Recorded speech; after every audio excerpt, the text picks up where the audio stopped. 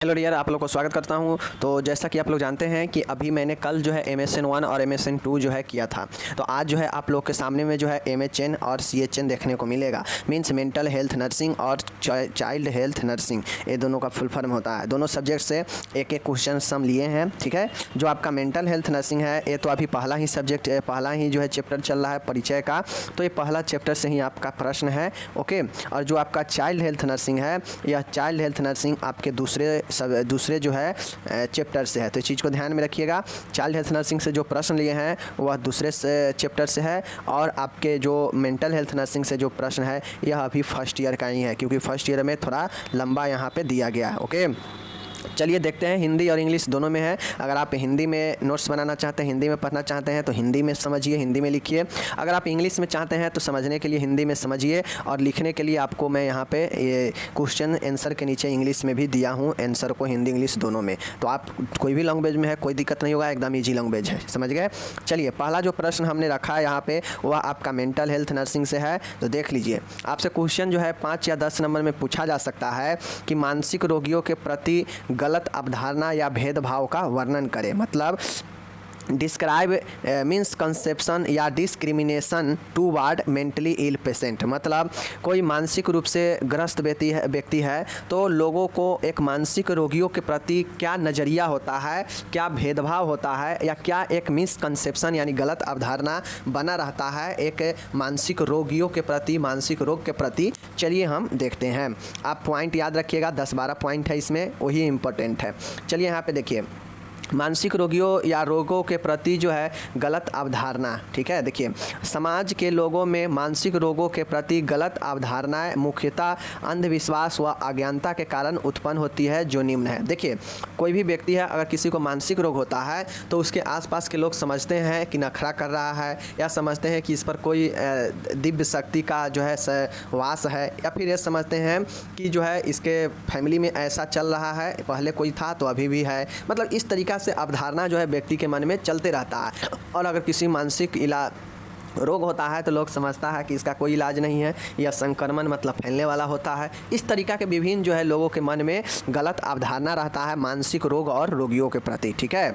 देखिए, पहला है मानसिक रोग का कारण दैवीय शक्ति। अब जो मैं यहाँ पे 12 पॉइंट आपको बताऊँगा, इसके बारे में डिस्कस भी करना पड़ेगा, इसीलिए यह लॉन्ग क्वेश्चन के श्रेणी में आता है। आपसे 10 नंबर के या 5 नंबर में भी पूछता है, लेकिन बहुत आसान है, बहुत आसान है। सीधा समझिए कि एक किसी को मानसिक रोग होता है, पागल है व्यक्ति, तो उसके बारे में लोगों के मन में क्या क्या ख्याल आता है जो उसको जो है एक गलत है, एक भेदभाव वाला है। इस प्रकार से मन में ख्याल आता है, आपके मन में भी आता होगा, या किसी के भी मन में आता है एक मानसिक रोग के प्रति, समझ गए ना। एक पागल व्यक्ति के प्रति मन में आपका क्या ख्याल आता है, वही जो है डिस्क्रिमिनेशन, भेदभाव या फिर मिसकंसेप्शन, गलत अवधारणा को बताता है। चलिए हम बताते हैं। पहला जो पॉइंट है यह किस, अब देखिए 12 पॉइंट मैं बताऊंगा, हो सकता है इधर उधर हो, तो आपको टेंशन नहीं लेना है। आप 12 पॉइंट को किस याद कर लीजिए, इसमें से 10 पॉइंट जरूर लिखिएगा अगर लॉन्ग में या 5 नंबर में पूछेगा तो, समझ गए ना। लिखना बहुत आसान है, सिर्फ पॉइंट को याद रखिएगा तो, समझ गए। देखिए, मानसिक रोग का कारण दैवीय शक्ति है। लोगों का ये मानना है कि जो मानसिक रोग होता है यह कहीं ना कहीं जो है पूर्व जन्म के कर्तव्य है, और यह जो है एक दिव्य दैवीय शक्ति के कारण होता है। मतलब एक ऐसा शक्ति जो लोगों को नहीं दिखता हो, लोग अपने सोचते हैं कि यह जो है पुराने कर्मों का या पापों का फल है जो इसे मिल रहा है, और झाड़ फूंक के पीछे लोग जो है ज़्यादा जो है जाते हैं। तो यही मानना होता है लोगों का कि जो मानसिक रोग है यह इसका कारण दैवी शक्ति हो सकता है, ठीक है, नेचुरल पावर, जबकि ऐसा नहीं होता है। तो ये चीज़ को आपको समझना है। पहला पॉइंट हो गया। दूसरा पॉइंट हो सकता है भेदभाव करने का या फिर गलत अवधारणा होने का, कि मानसिक रोग आनुवांशिक होते हैं। लोगों का ये मानना होता है कि मानसिक रोग आनुवांशिक होते हैं। मतलब इसका मतलब हुआ कि अगर कोई पागल व्यक्ति है, उसका शादी हो गया है और उसका बच्चा है, तो लोगों का ये मानना हो सकता है कि किसी परिवार में अगर कोई पागल है पहले, तो उसका आगे का भी जो जनरेशन होगा वह पागल वाला ही जन्म लेगा या पागल वाला ही होगा। तो इस प्रकार से लोगों को मन में बैठता है कि मानसिक रोग एक आनुवांशिक होते हैं, जो कि ऐसा नहीं है। कि पहले किसी परिवार में पहले किसी को मानसिक रोग हुआ है तो आगे भी जो है किसी को मानसिक रोग हो ही, ऐसा 100% नहीं हो सकता। हाँ, ये ज़रूर है कि प्रभाव पड़ता है, जेनेटिक्स का, आनुवंशिक का ये प्रभाव पड़ता है कि कुछ चांसेज रहता है कि आगे किसी न किसी को हो सकता है, तो उसका रीज़न एक आनुवंशिक हो सकता है। लेकिन एक कहीं नहीं कह सकते हैं 100% कि 100% किसी के घर में अगर पहले पागल था तो बाद में भी कोई पागल ही होगा, ऐसा नहीं कह सकते हैं, समझ गए। तो यह भी एक अवधारणा ही है, भेदभाव करने का एक कारण ही है। मानसिक रोगों का उपचार नहीं है। लोगों का ये मानना है कि मानसिक रोगों का उपचार नहीं है, चाहे कुछ भी हो जाए, किसी को अगर मानसिक रोग हो या कोई मानसिक रोग से पीड़ित है या मानसिक कोई बीमारी है तो उसका कोई उपचार नहीं है। लोगों का एक गलत अवधारणा है, जबकि बहुत सारे उपचार हैं इसका अवेलेबल है, समझ गए, जिसको नॉर्मल किया जा सकता है, रोकथाम किया जा सकता है मानसिक रोग को। तो ये मानसिक रोग का कोई उपचार नहीं है, ऐसा कहना बहुत गलत है और यह भेदभाव उत्पन्न कर सकता है या यह एक गलत अवधारणा है मानसिक रोगियों के प्रति, समझ गए। चलिए चौथा देखिएगा, यहाँ पे मानसिक रोग जीवन प्रयत्न रहता है। अब लोगों का ये मानना होता है, अपने आसपास देखते हैं तो उनको लगता है कि कोई बीमारी जो है देखते हो या कोई व्यक्ति को पागल होता है या मानसिक संतुलन खराब होता है तो उसको बहुत दिन जीवन भर रह जाता है। तो लोगों को इसी देखकर लोगों का ये मानना रहता है कि जो मानसिक रोग होता है यह जीवन प्रयत्न चलते रहता है, मतलब संपूर्ण जीवन यह जो है किसी को अगर हो गया तो संपूर्ण जीवन उसको जो है यह रहता है, ऐसा जो है एक लोगों का समझना है, जबकि ऐसा नहीं होता है। इसे इलाज करके हम जो है इसे रोकथाम कर सकते हैं और आगे जीवन में इसे रोक सकते हैं। तो चौथा, मानसिक रोग जीवन प्रयत्न रहता है, ये बातें कहना बिल्कुल गलत है, गलत अवधारणा है। पांचवा देखिएगा, मानसिक रोग सामाजिक कलंक है। लोगों का ये भी मानना है कि मेंटल इलनेस इज सोशल एस्टिग्मा। लोगों का कहना है, लोगों का ये मानना हो सकता है और ये मानना एक जो है आपका गलत अवधारणा है, भेदभाव करने का एक तरीका है कि मानसिक रोग सामाजिक कलंक होता है। किस तरीका से मानसिक रोग एक कलंक होता है? मानसिक रोग तो यह किसी को भी हो सकता है, संतुलन दिमाग का गड़बड़ा सकता है, तो ये कहना कहीं से जो है सही नहीं है कि मानसिक रोग जो है यह एक सामाजिक कलंक है। ये चीज़ें नहीं होनी चाहिए, ठीक है, जिससे प्रतिष्ठा गिरती है। अगर किसी मानसिक रोगों के सहायता करेंगे या उसे हेल्प करेंगे तो हमारा प्रतिष्ठा गिर जाएगा, या उसके साथ रहेंगे तो हमारा समाज में जो है नीच हो जाएंगे, ऐसा कहना गलत है, ठीक है। चलिए अब यहाँ पे हम लोग छठा पॉइंट देखते हैं, मानसिक रोग संक्रामक होते हैं। लोगों का ये मानना है कि मेंटल इलनेस इज कंटेजियस, मतलब मानसिक रोग एक संक्रामक होते हैं, और ये कहना जो है बिल्कुल 100% गलत है कि मानसिक रोग एक संक्रामक होते हैं। मानसिक रोग जो है बिल्कुल संक्रामक नहीं होता है, बिल्कुल यह फैलने वाला नहीं होता है। मानसिक रोग जो है आपके आसपास फैमिली या आपके शारीरिक समस्या के फलस्वरूप उत्पन्न होने वाला यह एक मन का रोग होता है जो मानसिक रोग होता है, समझ गए। तो ये मानसिक रोग कोई संक्रामक नहीं होता है, इसके निकट जो है कोई भी व्यक्ति आ सकता है, बैठ सकता है, लेकिन लोगों का ये गलत अवधारणा बना हुआ है कि मानसिक रोग संक्रामक होते हैं, इसके पास जाने से या रहने से जो है हमें भी हो सकता है। तो ये चीज़ें गलत है, ठीक है। और इसी अनुसार जो है इसी चीज़ को समझकर मानसिक रोगियों से लोग दूर भागते हैं, अलग रखते हैं मानसिक रोगी को। तो यह एक जो है भेदभाव ही होता है, समझ गए चीज़ को। सातवां पॉइंट है देखिएगा, मानसिक रोगी ज़्यादा खतरनाक होते हैं। लोगों का ये मानना है कि मानसिक रोगी जो है ज़्यादा हिंसा करते हैं, ज़्यादा खतरनाक होते हैं, बट ये सभी कंडीशन में सही बातें नहीं है, चूँकि बहुत सारे ऐसे मानसिक रोग होते हैं जहाँ पर व्यक्ति जो है बहुत उदास, बहुत दुखी रहता है, वह हिंसक ज़्यादा नहीं होता है। कुछ ऐसे बीमारी ज़रूर है जहाँ पे बहुत ज़्यादा जो है एग्रेसिव हो जाता है कहीं कहीं पेशेंट, ठीक है। तो यह एक जो है यह जो एक है मानसिक रोग में जो है बहुत ज़्यादा ऐसे बीमारी नहीं है जहाँ पे लोग खतरनाक जो है हमेशा खतरनाक ही रहते हैं, ठीक है। अगर खतरनाक रहते तो रोड पर बहुत सारे पागल घूमते हैं, सभी को जो है जिसको देखता उसको जो है हमला करता, जबकि ऐसा नहीं होता है। यह तो एक सिचुएशन होता है जहाँ पे एग्रेसिव होने के बाद जो है हिंसक हो जाता है, और वहाँ उस बीमारी में होता है। सब बीमारी में, मानसिक रोग का अलग अलग बीमारी है, सभी बीमारी में भी खतरनाक नहीं होता है। तो ये चीज़ों को समझना चाहिए, और ऐसे मानसिक रोगी ज़्यादा खतरनाक होते हैं यह कहकर किसी के साथ भेदभाव या गलत अवधारणा नहीं बनाना चाहिए, ठीक है। आठवां देखिएगा, एक समान व्यक्ति कभी असमान नहीं हो सकता है। अब लोगों को मन में जो है यह भी एक गलत धारणा बन चुका है, ठीक है, कि लोगों को यह भी एक गलत धारणा है कि कोई नॉर्मल व्यक्ति है और वह जन्म से अगर पागलपन या उसका मानसिक संतुलन ठीक है तो बाद में जो है उसे मानसिक संतुलन नहीं हो सकता है, मानसिक बीमारी नहीं हो सकता है। यह जो है समझना एक भूल है, क्योंकि मानसिक रोग आपके जीवन में आने वाला कठिनाई, आपको जीवन में आने वाला समस्या, घर में झगड़ा कलेश, ठीक है, खुद के शारीरिक समस्या से तंग आकर व्यक्ति का मानसिक प्रेशर होता है और वहाँ पर मानसिक संतुलन बिगड़ता है। तो ये कहना गलत होगा कि कि एक समान व्यक्ति कभी भी असमान नहीं हो सकता है, ये कहना गलत है। एक समान व्यक्ति भी जो है कभी भी संतुलन बिगड़ सकता है उसका आगे, ठीक है।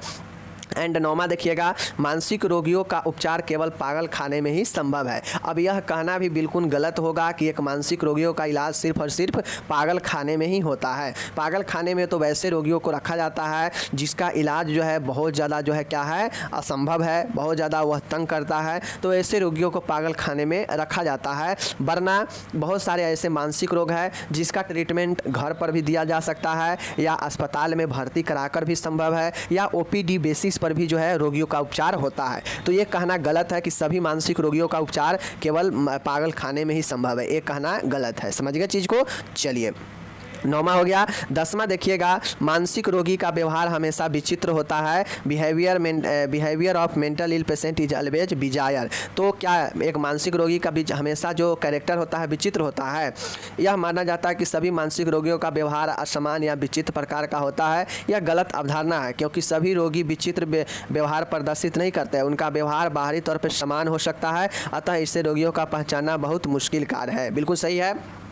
एक मानसिक रोगी का व्यवहार हमेशा विचित्र नहीं होता है क्योंकि बहुत सारे ऐसे मानसिक रोगी होते हैं, पागल व्यक्ति होते हैं जो देखते हुए कि अकेले में रहता है, वह जो है भीड़ भाड़ से हल्ला गुल्ला से दूर रहना चाहता है, ठीक है, लोगों से भागेगा। तो ये हमेशा कहना कि जो है वह व्यक्ति मानसिक रूप से विचित्र होता है, अगर किसी को मानसिक रोग हो गया तो उसका व्यवहार विचित्र हो जाएगा, ये कहना गलत होगा। क्योंकि बहुत सारे पागल व्यक्ति को देखिएगा आप, या किसी को मेंटली डिस्टर्ब है तो वह बाहर से ऐसे दिखेगा जैसे आपको लगेगा ही नहीं कि इसका मेंटली प्रॉब्लम है। मतलब एकदम आपसे नॉर्मल तौर तरीके से बात करेगा, लेकिन उसके हाव भाव को देखकर जब आप उसको कुछ देर रहेंगे उसके साथ, तब आपको पता चलेगा कि हाँ ये इसका मेंटल प्रॉब्लम है। तो ये कहना हमेशा गलत अवधारणा है, यह गलत चीज़ें हैं कि मानसिक रोगियों का व्यवहार विचित्र होता है, ये गलत बात है, ठीक है, समझ गए। चलिए अब हम यहाँ पे देखते हैं 11 नंबर का है, सेकेंड लास्ट है कि मानसिक रोगी की संभावना बच्चों व वयस्कों में कम होती है। देखिए लोगों का यह भी एक गलत अवधारणा है कि लोग ये मान के चलते हैं कि मानसिक रोग जो है बच्चे में और वयस्कों में कम होता है, ठीक है।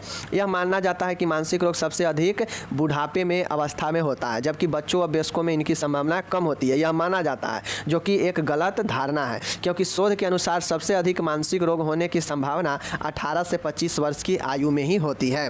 क्यों? क्योंकि इस समय बच्चा का अपना जीवन बनाना रहता है वयस्कों को, तो 18 से 25 जो वयस्क का उम्र होता है, यहाँ पे बहुत सारे वयस्क जो है अपने करियर, अपने बहुत सारे चीज़ों के लिए डिप्रेशन में आ जाते हैं, डिप्रेशन का शिकार हो जाते हैं, ठीक है, या रिजल्ट ख़राब हो गया या कहीं कुछ हुआ तो मेंटली डिस्टर्ब हो जाते हैं। लेकिन लोगों का मानना रहता है कि बच्चे और वयस्कों में कम होता है, प्रौढ़ों में बूढ़ों में ज़्यादा होता है मानसिक रोग, लेकिन उल्टा है। शोध के अनुसार 18 से 25 वर्ष की आयु में ही सबसे अधिक माना जाता है, तो यह भी एक गलत अवधारणा ही है।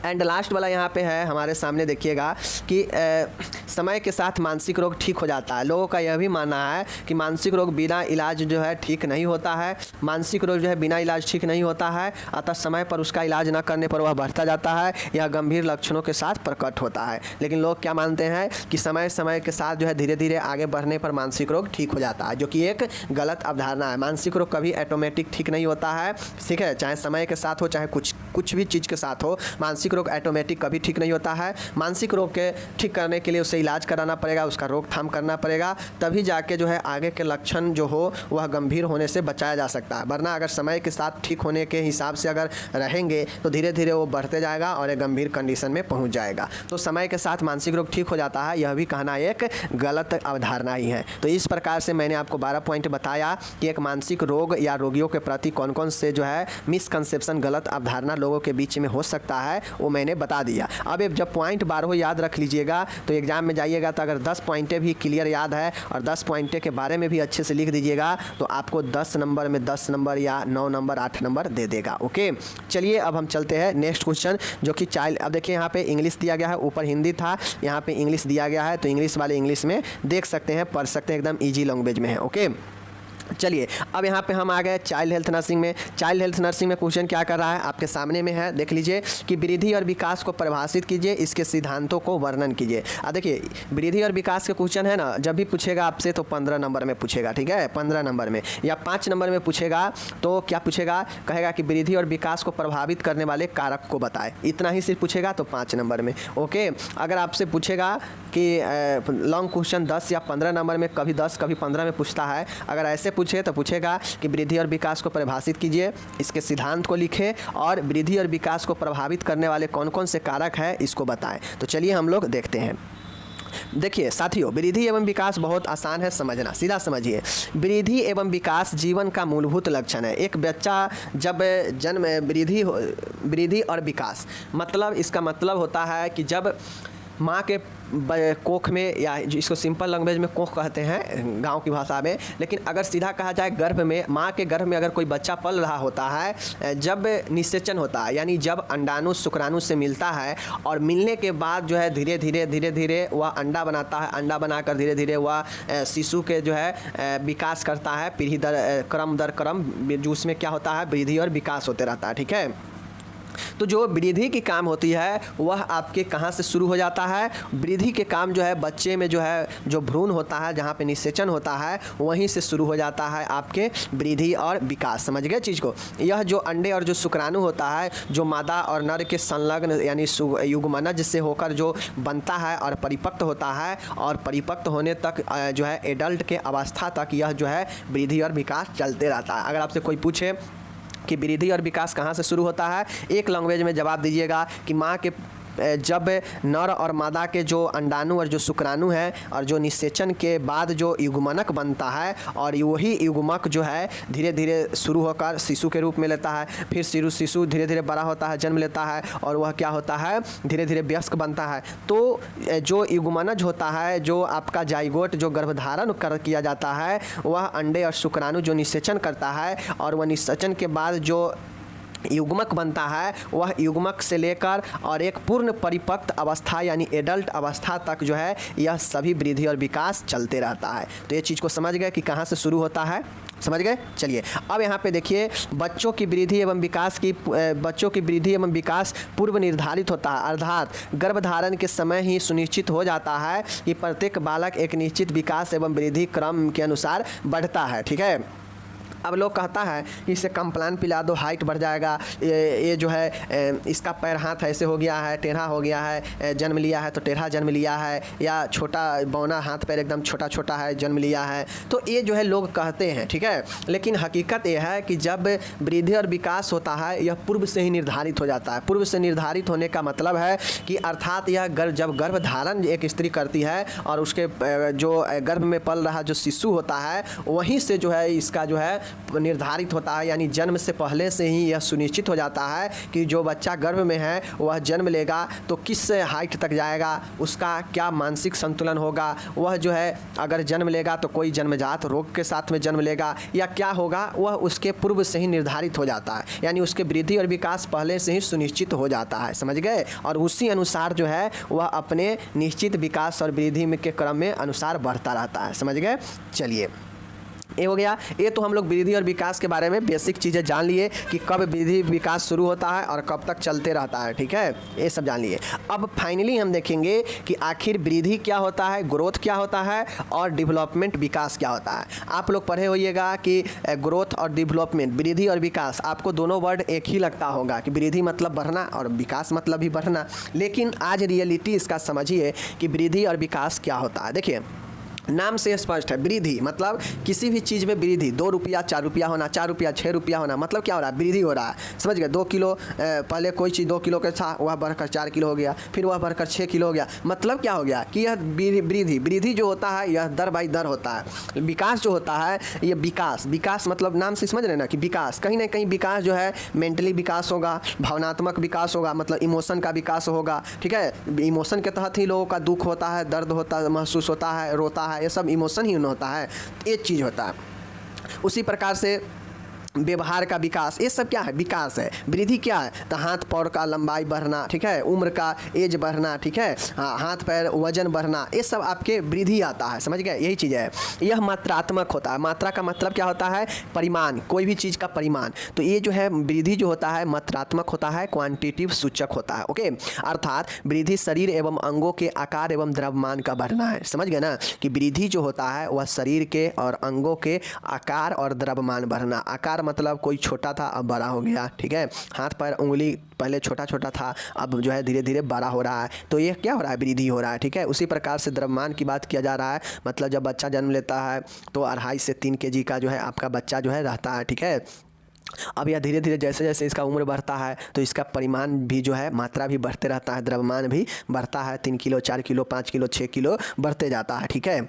जो कोशिका के विभाजन विभेदन एवं अंतर कोशिकीय पदार्थों के वृद्धि के फलस्वरूप होता है। और हमारे शरीर में कुछ भी चेंजेज होता है लंबाई चौड़ाई वजन में, तो ये सब जो है संभव होता है कोशिका विभाजन और विभेदन और अंतर कोशिकीय पदार्थों में वृद्धि होने के कारण ही। समझ गए। आपके कोशिका में वृद्धि नहीं होगा, विभाजन नहीं होगा, तो आपका शरीर का जो भी अंग है वह सुस्त पड़ा रहेगा, उसमें भी कोई वृद्धि नहीं होगा। तो ये जो है वृद्धि हो गया। समझ गए होंगे वृद्धि के बारे में। चलिए अब विकास समझिएगा। विकास बहुत आसान है, डेवलपमेंट क्या होता है। तो जिस प्रकार से वृद्धि आपके मात्रा को बता रहा था, क्वांटिटिव को बता रहा था, तो वैसे ही गुण जो होता है, विकास जो है यह गुणात्मक सूचक है, यानी क्वालिटेटिव सूचक है। मतलब किसी भी व्यक्ति के अंदर जो गुण होता है वह गुण जो है कहीं ना कहीं यह विकास का ही देन रहता है। समझ गए। सभी व्यक्ति में विकास होने के कारण ही जो है सभी के क्वालिटी में चेंजेज आता है, व्यवहार में चेंजेज आता है। समझ गए। और ये विकास जो है निरंतर होते रहता है। विकास कार्य क्षमता एवं क्रियाओं में क्रमशः परिपक्वता का मापन है,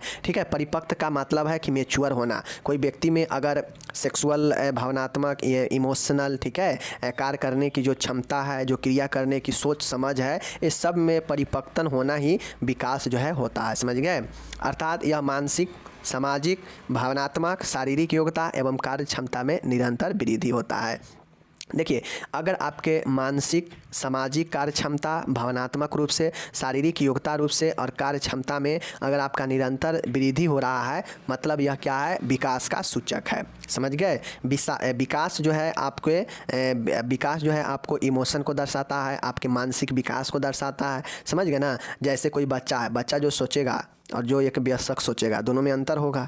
तो क्या होगा, यह इसके विकास से ही रिलेटेड है। यह व्यक्ति विकास में बहुत ज़्यादा मैच्योरिटी पा लिया है, जबकि यह बच्चा का विकास अभी स्टार्ट ही है। तो यही चीज़ें होता है। समझ गए। चलिए अब यहाँ पे देखिए, वृद्धि एवं विकास के सिद्धांत, यानी principle of growth and development. आप सभी से पूछ सकता है कि वृद्धि और विकास के क्या सिद्धांत होते हैं लिखने के लिए, ठीक है। ये भी क्वेश्चन रह सकता है। तो देख लीजिए, वृद्धि एवं विकास के तरीके सुनिश्चित एवं पूर्वानुमान है। जो वृद्धि और विकास के जो तरीके हैं, यह तरीका करने जो है निश्चित होता है और पहले से ही जो है अनुमानित होता है। यह संपूर्ण मानव जाति के लिए सार्वभौमिक एवं आधारभूत है। संपूर्ण जो भी मानव जाति है, चाहे वो इंडिया के हो, इंग्लैंड के हो, अफ्रीका के हो, कहीं का हो, वो सब जो है एक जो है सार्वभौमिक जो है आधारभूत जो है सभी के लिए एक ही समान से विकास जो है और वृद्धि होता है। समझ गए। जिसका अलग अलग पैटर्न है और इसी पैटर्न को हम लोग सिद्धांत कहते हैं, ठीक है।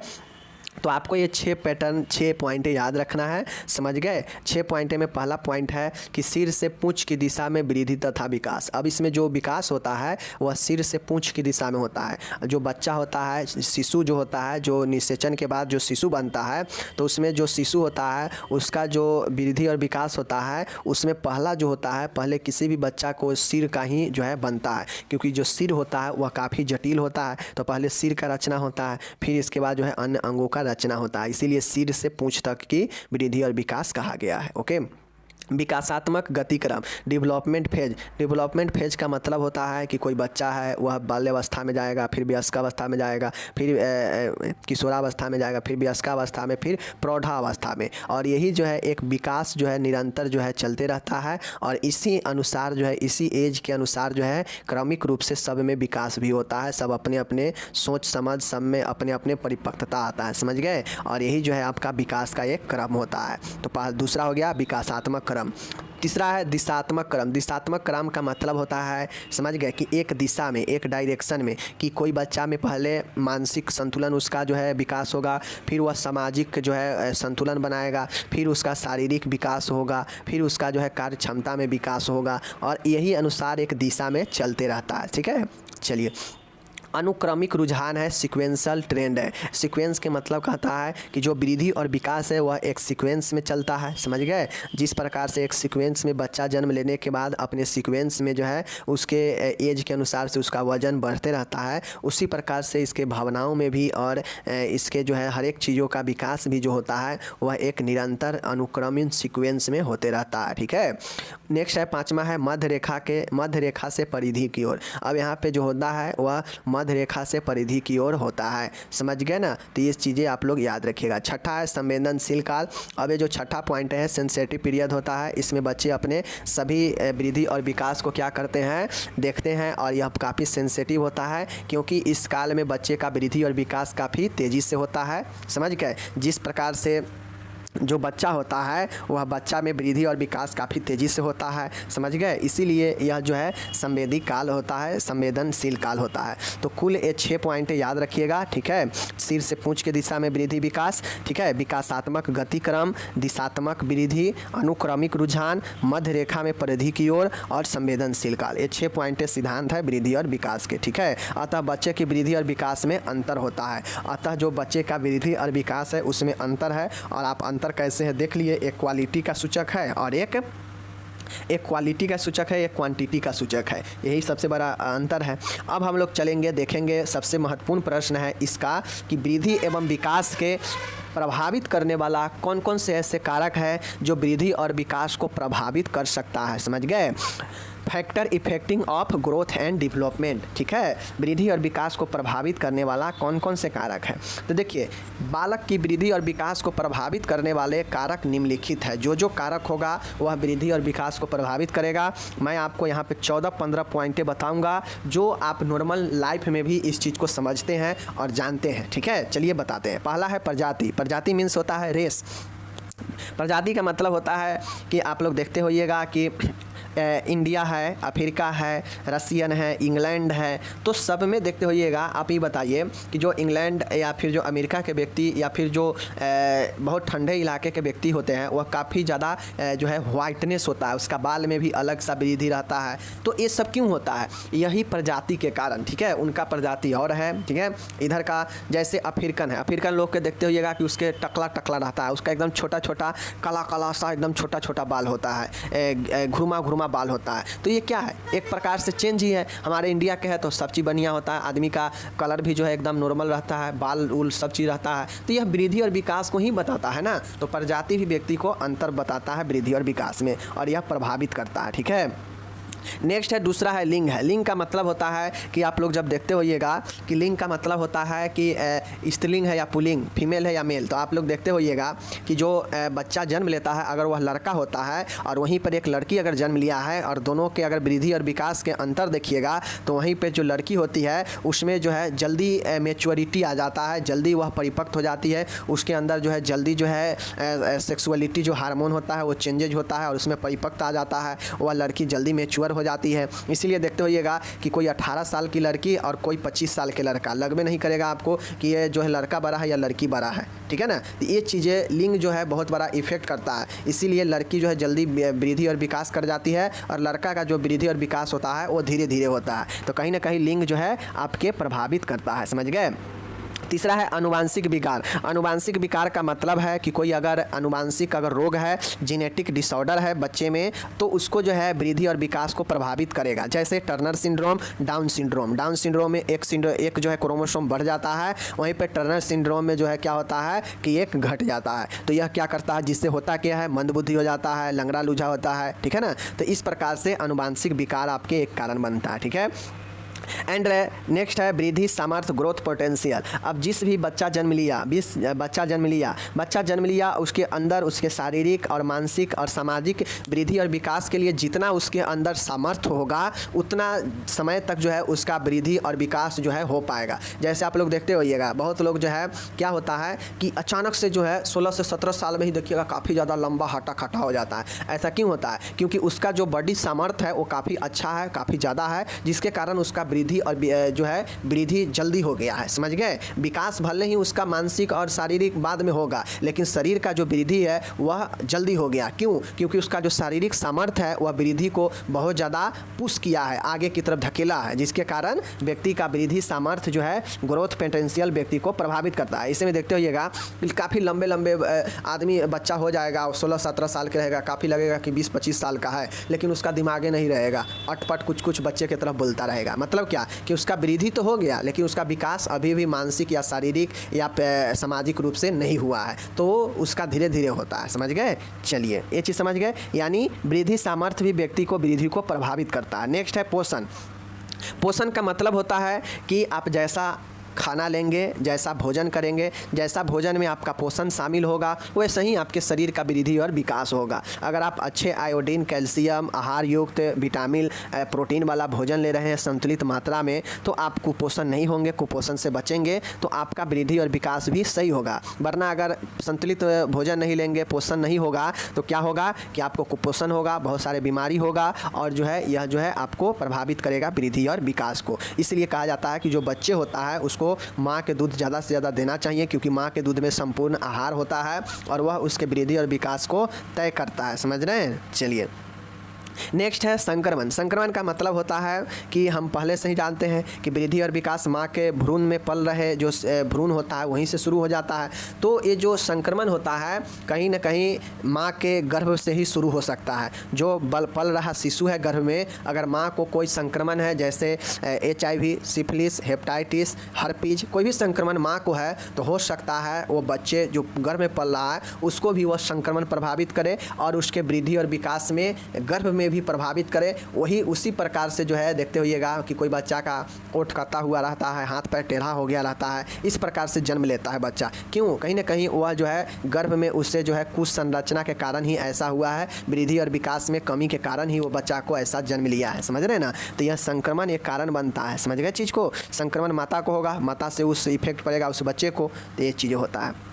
सातवां है अंतःस्रावी कारक। अंतःस्रावी कारक का मतलब होता है कि माँ को अगर कोई डायबिटीज़ है, अथी के समय क्या बोलते हैं, गर्भ के समय कोई घेंघा रोग है, ठीक है, तो बच्चे में वृद्धि और विकास को नकारात्मक रूप से प्रभावित करता है, निगेटिव इफेक्ट पड़ता है। क्योंकि अंतःस्रावी ग्रंथियाँ जो होता है यह हार्मोनल चेंज होने के कारण समस्या होता है। तो माता को अगर डायबिटीज़ होगा, घेंघा रोग होगा, तो बच्चों को भी यह प्रभावित करेगा।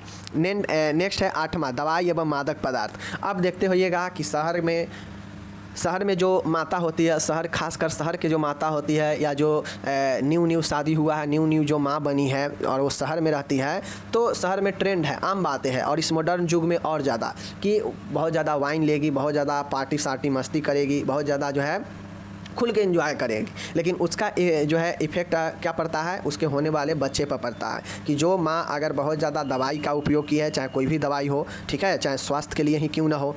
दूसरी चीज़ें, अगर कोई माँ गलत आचरण में है, बहुत ज़्यादा मादक पदार्थ यानी नशीला पदार्थ यूज कर रही है, जैसे वाइन वगैरह, शराब वगैरह या कोई अन्य नशीला पदार्थ, तो उसका इफेक्ट उसके पल रहे गर्भ में बच्चे पर पड़ेगा और वह बच्चा को जो है वृद्धि और विकास को प्रभावित करेगा। तभी जाके देखते होइएगा कि शहर में ज़्यादातर जो बच्चे आजकल के समय में होते हैं वह क्या हो जाते हैं कि मानसिक रूप से उसका जो विकास है वह लेट से होता है। बहुत सारे तो ऐसे बच्चे होते हैं जो 17-18 साल के हो जाएंगे, लेकिन उसका बुद्धि नहीं काम करता है, मंद बुद्धि का रहता है। तो ये सब कहीं ना कहीं उसी का देन है और मॉडर्नाइजेशन का ही देन है, समझ गए।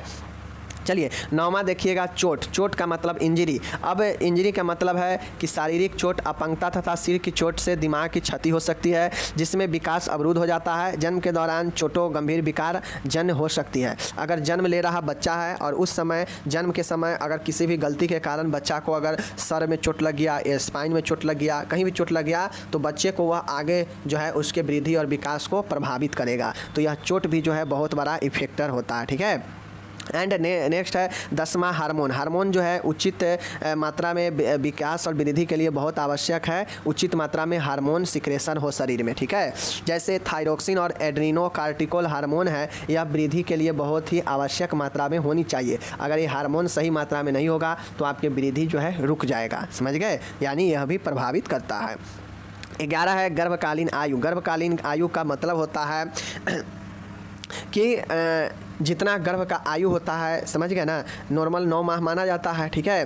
तो अगर कोई समय से पहले हो जाता है तो प्री मैच्योर बेबी हो जाता है, समझ गए, जिसका वजन कम होगा। तो जो प्री में समय से पहले हो गया उसको जो है क्या हो जाएगा, या समय के बाद होगा। तो वैसे बच्चों में वृद्धि और विकास जो है क्या होता है, देरी से होता है, रुक रुक कर होता है। तो गर्भ का आयु बच्चा कितना दिन में हो रहा है यह भी बहुत बड़ा इफेक्ट करता है। नेक्स्ट है 12 सामाजिक आर्थिक कारण। सामाजिक आर्थिक कारण का मतलब होता है कि किसी का अगर बच्चा है, अगर उसका समाज में जैसा पोजीशन होगा, जैसा आर्थिक स्थिति होगा, वह बच्चा भी उसका जो है उसी कंडीशन में पलेगा, मतलब वैसा ही समाज में पलेगा। और जैसा आर्थिक होगा वैसा ही बच्चा को भी वृद्धि और विकास हो पाएगा। आर्थिक बहुत बड़ा आज की दुनिया में रोल निभाता है कि वृद्धि और विकास के लिए, चूँकि आर्थिक स्थिति सही होगा तो हम अच्छे भोजन लेंगे, अच्छे भोजन में चीज़ों को शामिल करेंगे, अच्छे चीज़ को डाइट में शामिल करेंगे, जिससे बच्चा का वृद्धि और विकास तेज़ी से होगा। तो यह भी जो है बच्चे को प्रभावित करता है, समझ गए। और एक अच्छे समाज में रहेंगे तो अच्छे बच्चा का मानसिक विकास होगा। तो सामाजिक और आर्थिक दोनों निर्भर करता है। ओके, 13 नंबर है सांस्कृतिक। सांस्कृतिक का मतलब है कल्चर।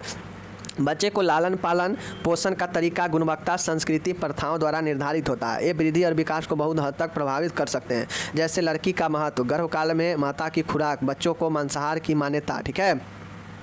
मतलब सांस्कृतिक, अब देखते होइएगा कि संस्कृति का मतलब होता है कि लोग अपने गांव समाज में क्या चीज़ को मान रहा है, लड़की को किस भावना से देख रहा है, ठीक है, लड़का को किस भावना से देख रहा है। तो इस हिसाब से जो है वृद्धि और विकास निर्भर करता है। देखते होइएगा बहुत घर ऐसा होता है जहाँ लड़की को डीमोटिवेट किया जाता है, उसको आगे नहीं बढ़ने दिया जाता, तो उसका वृद्धि और विकास कहाँ से आगे होगा, समझ रहे ना चीज़ को। तो यही चीज़ें हैं। और लड़का को बहुत अच्छा करता है, जैसे गर्भकाल में माता को क्या क्या चीज़ें दिया गया है, ये भी एक मान्यता होता है। जैसे पुराने गांव सब में क्या होता था कि पहले बहुत सारे जड़ी बूटी को मिलाकर और जो प्रेग्नेंट जो औरत होती थी उसको दिया जाता था। तो ये सब जो है सांस्कृतिक कल्चर है जो दिया जाता है, और यह जो है वृद्धि और विकास को क्या करता है, प्रभावित करता है, समझ गए। जैसा कल्चर में ढल रहिएगा वैसा ही कल्चर में लोग ढलता है। तो यही चीज़ें हैं।